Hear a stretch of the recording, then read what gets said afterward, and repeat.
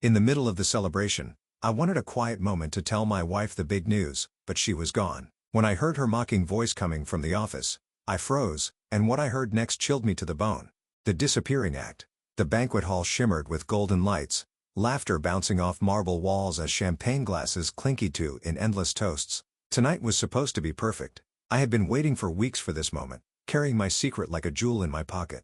The promotion I'd worked 10 years to earn, the deal that had finally secured our future. I wanted to tell my wife privately, away from the noise and cameras where it would just be us. No masks, no staged smiles. But when I slipped away from the crowd and searched for her, she was gone. At first, I thought she was in the powder room, then maybe outside answering a call. But as I passed the corridor leading to the offices, I froze. Her voice, sharp, mocking, dripping with disdain, floated out through the cracked door. "Can you believe he actually thinks he's important? Pathetic. He'll never be more than my stepping stone." I can't wait until I couldn't move. My pulse thundered in my ears. I pressed closer, holding my breath, listening as another voice, male, confident, cruel, answered her. And what I heard next chilled me to the bone. The words that broke me. I leaned closer to the door, my breath shallow, every nerve in my body straining. Her voice, my wife's voice, the same voice that once whispered promises of forever, was now full of venom. He'll never see it coming. By the time he realizes, the company, the money, the house, everything will be mine. He's too naive to suspect a thing. Honestly, he's useful for now. But once you and I finalize the papers, he's gone. The other voice chuckled darkly. Don't underestimate him. Men like him, they snap when they're humiliated, but fine. Let him think he's clever. We'll take everything. And when he's out on the street, he'll finally know what kind of man he really is. Nothing. Their laughter echoed like a blade twisting in my chest. I stepped back, my heart pounding, my hands trembling with rage. The promotion, the future I had imagined, the sacrifices I had made for us. To her, it was all a joke, a stepping stone, a game. And at that moment, something inside me shifted. I wasn't broken. I wasn't finished. I was awake. I straightened my back, adjusted my tie, and walked back toward the hall. The celebration roared on, oblivious. No one noticed me slip out into the night air where the cold wind steadied my resolve. She thought I was a fool. She thought I would beg. But she had no idea what I was capable of when betrayed. This wasn't the end of my story. It was the beginning of hers. The next morning, I sat at the kitchen table with a cup of black coffee, staring at the divorce papers she had carelessly left in the study. My hands didn't shake anymore. My pulse wasn't wild. I was calm. Deadly calm. Instead of tearing the papers apart in rage, I studied every line, the clauses, the assets listed, the accounts conveniently left out. She thought I'd signed them blindly, too broken to fight. But what she didn't know was that my background in finance and corporate law, the very skills that helped her climb the ladder, were about to become my weapons. I spent the day making quiet phone calls, first to my old college friend Daniel, now a forensic accountant. He'd once told me, if anyone ever tries to bury you in legal paperwork, call me before you sign anything. Second, to a private investigator I knew from a past case at work. Discretion was his specialty. Third, to a journalist who'd been chasing corruption stories for years, always hungry for the next scandal. By sundown, 3 people I trusted had been briefed. None of them knew the full picture. Not yet, but they knew enough to be interested. When my wife came home, she was glowing from her celebration, too smug to notice the shift in my eyes. She tossed her purse on the couch and said casually, "Hope you're getting used to the idea of leaving. By next month, I'll have this house fully redecorated." I smiled faintly, masking the storm inside me. "Of course," I said softly. "But just remember, everything has a cost." She rolled her eyes, mistaking my calm for surrender. That was her first mistake. Her second would be underestimating how far I'd go. Because revenge, I decided, would not be loud or rushed. It would be patient. It would be surgical. And when it struck, it would leave nothing standing. Cracks in the mask. The investigator, Ramos, called me 2 days later. His voice was calm, professional, but I could hear the satisfaction in it. "Your wife isn't just celebrating her inheritance," he said. "She's burning through it fast." He sent me photos. First, a series of private dinners with her lover, the same man she'd once claimed was just a friend. Lavish restaurants, hotel suites, receipts that made even my stomach churn. Second, documents showing questionable transfers from her accounts, not investments, not assets, but payments to shell companies to individuals already on the radar for tax fraud. Third, a recording. My wife, her voice sharp with arrogance, bragging to her sister. "He's too stupid to notice. By the time he realizes, the money will all be mine. He'll crawl back, begging, and I'll shut the door in his face." I listened twice, the words burning into my chest. But instead of anger, I felt something colder.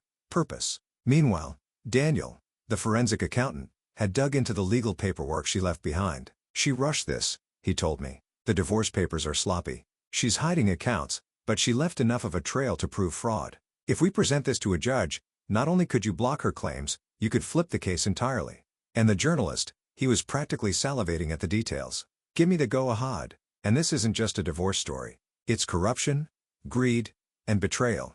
The kind of scandal that ruins reputations forever. I didn't say yes. Not yet.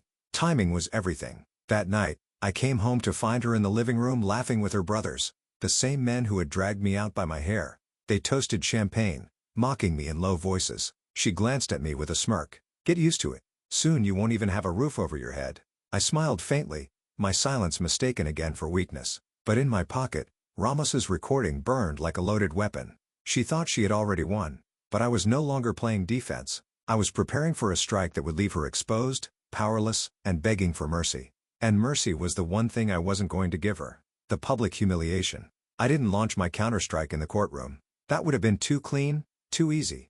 Instead, I chose the stage she valued most. Public image. Daniel, the forensic accountant, had packaged the damning evidence into a neat folder. Hidden accounts, fraudulent transfers, proof of asset manipulation. Ramos added the recordings. My wife mocking me, bragging about her untouchable new life and confirming her affair. All it needed was the right audience. Her charity gala provided the perfect one. She'd spent weeks boasting about it. All the important people will be there, she told her brothers, her smug grin wide. They'll see who the real success in this family is. I didn't RSVP. I didn't need to. On the night of the gala, I stayed in the shadows. The journalist I'd spoken to had arrived early, armed with the files I'd slipped him. The event was being live-streamed, donors, politicians, and even her extended family watching from home. The first half was predictable. Cocktails, speeches, the smug laughter of people who thought their wealth made them untouchable. Then came her moment. My wife stepping onto the stage in her glittering gown, beaming with pride. Tonight, she declared, we celebrate success, generosity, and family values. The projector behind her flickered. The crowd gasped. Instead of her presentation, video footage filled the screen. Her laughing with her sister saying he'll crawl back begging. By the time he realizes the money will all be mine. Then another clip. Her with her lover in a hotel room. Her voice unmistakable. He's harmless. He'll never fight back. Murmurs turned into outrage. Phones whipped out. Guests whispered, pointing, some even walking out. The final blow came when Daniel's documents appeared on screen. The fraudulent transfers, the offshore accounts, the proof she had siphoned millions. The silence in the room was suffocating. Her brothers leapt up, shouting about sabotage, but the damage was irreversible. The journalist stepped forward, announcing, these files are already published online. By morning, the entire city will know I watched from the back as her confident posture crumbled. Her hands shook, her face drained of color. The audience she once tried to impress now stared at her with disgust. That night wasn't just her embarrassment. It was the beginning of her collapse. And I wasn't finished yet. The legal counterattack. The gala had shattered her reputation. But that was just the opening act. Now came the part she never expected. The law. 2 mornings later, I walked calmly into the courthouse, briefcase in hand. Inside it were the signed statements from Daniel, the forensic accountant, Ramos's surveillance reports, and the digital files already verified by a cybersecurity expert. I wasn't there to defend myself. I was there to strike. My petition requested immediate freeze of her assets due to suspected fraud and money laundering, full custody of our son on grounds of neglect and moral unfitness, civil damages for slander, assault, and emotional distress. Her lawyer tried to sneer it off as revenge theatrics, but when the judge opened the file and saw the authenticated financial transfers to offshore accounts, his face hardened. Mrs. Carter, the judge said coldly, you will provide full disclosure of all assets by end of week or this court will authorize seizure. Her smirk evaporated. The same afternoon, federal investigators paid her a visit. Ramos had quietly tipped them off about the illegal property deals she thought were buried. Her brothers, the ones who had dragged me out of the house by my hair, were also caught in the net. Some of the accounts were in their names. They weren't just accomplices anymore. They were suspects. Calls started pouring into my phone. Threats at first, then begging. By the 4th day, they stopped calling altogether. News outlets picked up the gala scandal, but now they had fresh meat. Millionaire heiress investigated for fraud and asset laundering. Her charity sponsors pulled funding. Her lover ghosted her. Even her own mother, who had once called me a burden, was spotted leaving the courthouse with her face hidden behind a scarf. For years, they had treated me like I was disposable. Now they were the ones discarded, one headline at a time. That night, after tucking my son into bed, he whispered, "Dad, are we safe now?" I hugged him tighter. "Yes, buddy. Safer than ever, and soon no one will ever hurt us again." Because I wasn't finished. Not yet.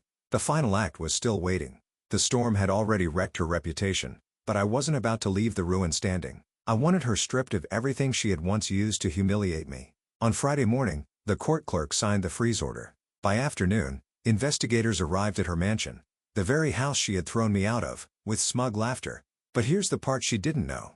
My father had co-signed the deed with me years ago before we married. That meant half the house was legally untouchable by her. The court transferred that half into my custody immediately, citing her fraudulent activity and misuse of funds. With one stroke of a pen, the locks were changed. She came home to find her possessions boxed and set on the curb. When she screamed at the officers on site, they handed her a copy of the order and told her plainly, "You no longer live here, ma'am. This property is under court protection." Her face turned chalk white. Her brothers, who had once dragged me out by my hair, were now drowning. Their accounts, tied to her offshore transfers, had been frozen. One of them even called me from a blocked number. His voice cracked. "Please, man, help us. This wasn't supposed to go this way." I didn't even answer.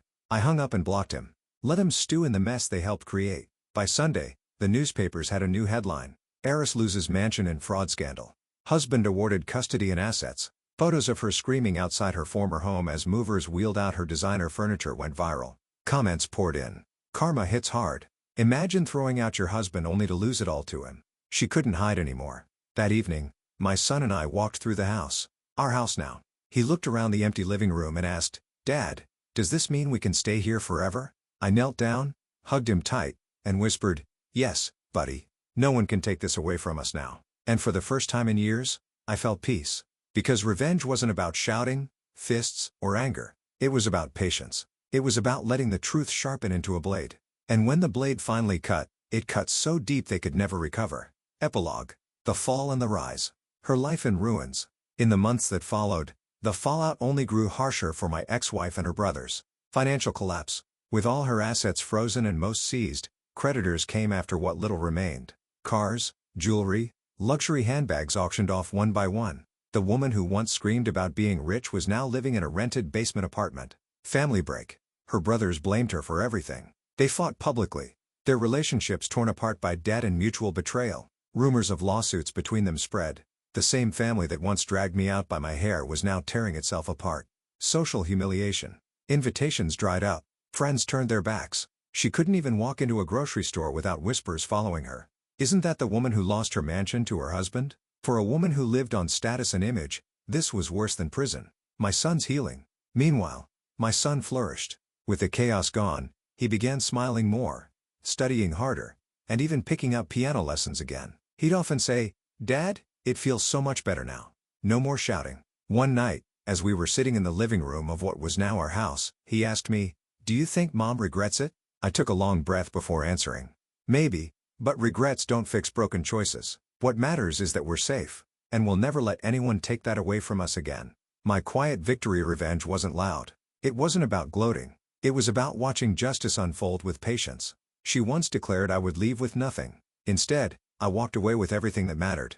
My son, my dignity, and even the very house she had tried to claim as her prize. The best revenge was never the screaming or the fighting. The best revenge was making them live with the silence of everything they lost. Was this revenge perfectly justified? Or should the storm have raged harder? Drop your verdict below.